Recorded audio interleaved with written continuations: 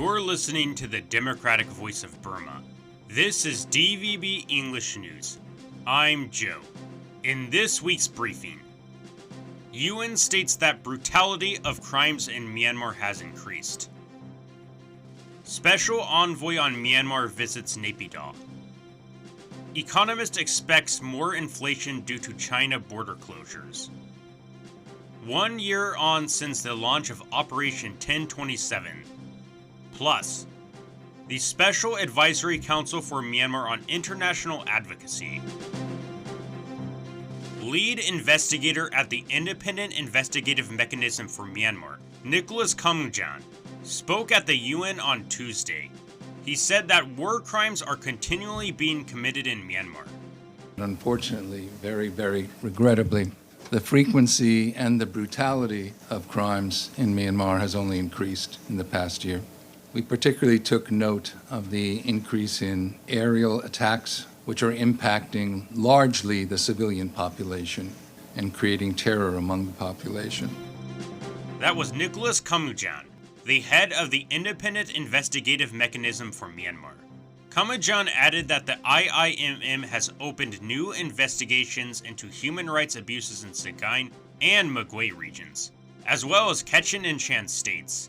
The UN investigator also drew attention to reports of torture, rapes, and mass killings of civilians. This included the Rohingya, who fled fighting between the military and the Arakan army.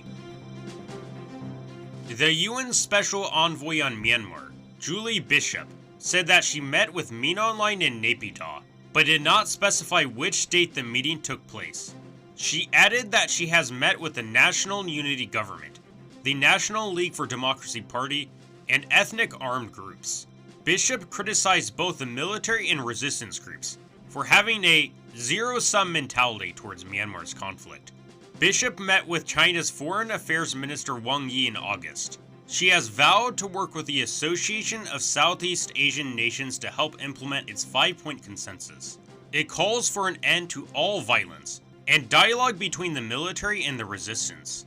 Bishop was appointed to the role of UN Special Envoy on Myanmar by Secretary General Antonio Guterres in April.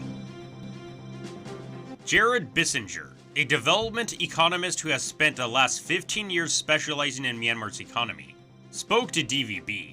He said that inflation and shortages will occur due to China's recent border closures, adding that this may not have an impact nationwide. What's really driving this problem? What's driving the economic decline? To me, it's the regime. And there's numerous reasons for that. It's the Forex policy, it's the money printing, it's the instability they create. There's so many things.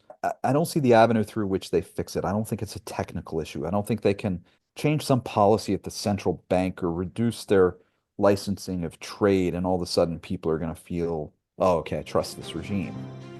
That was Jared Bissinger, who's a visiting fellow at the ICAS Yusof Ishak Institute in Singapore. The US dollar-CHA exchange rate, which had been strengthening since August, began depreciating last week. Beijing stated that it has suspended trade with Myanmar over the past month due to security concerns. The Brotherhood Alliance and the Kachin Independence Army have seized control of most border gates in northern Shan and Kachin states since October 27th last year. Next up, DVB English News reporter Salman Thain on the 1 year of conflict in Myanmar since the launch of Operation 1027. It's been 1 year of humiliating defeats for the military since the launch of Operation 1027 by the Brotherhood Alliance.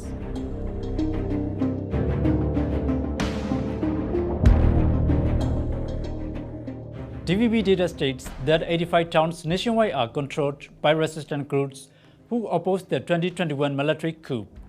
Fighting is ongoing in another 74 towns.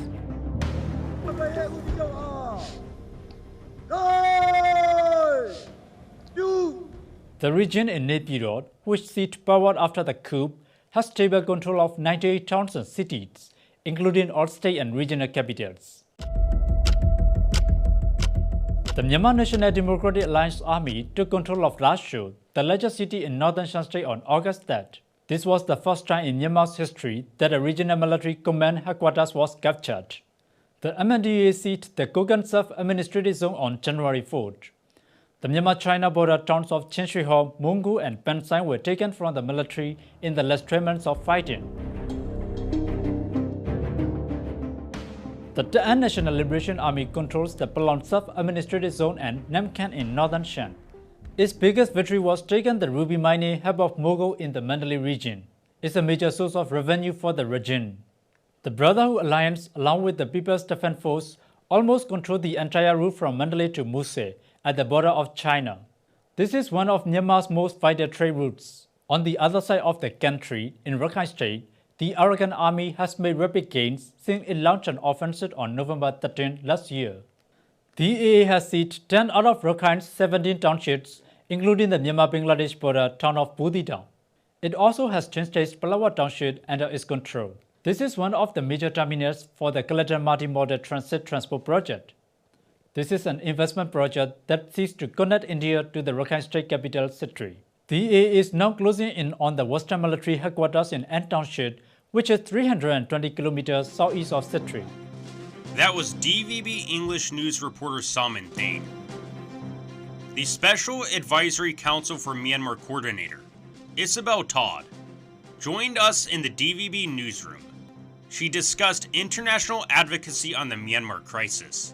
The SAC-M is a group of independent experts formed in response to the 2021 military coup. The international actors need to really work together to find any means possible to cut the military's access to weapons, cut its access to any sort of legitimacy that bolsters it strategically, financially, that prolongs its ongoing attacks. This really needs to happen right away. That was Isabel Todd, the coordinator of the Special Advisory Council for Myanmar. A UN report in September stated that 2,414 civilians were killed from April 2023 to June 2024.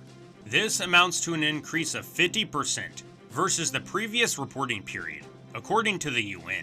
To learn more, watch or listen to our newsroom interview with Isabel Todd on Spotify or YouTube. And that's it for this week's briefing. I'm Joe. Tune in every Friday to DVB English News.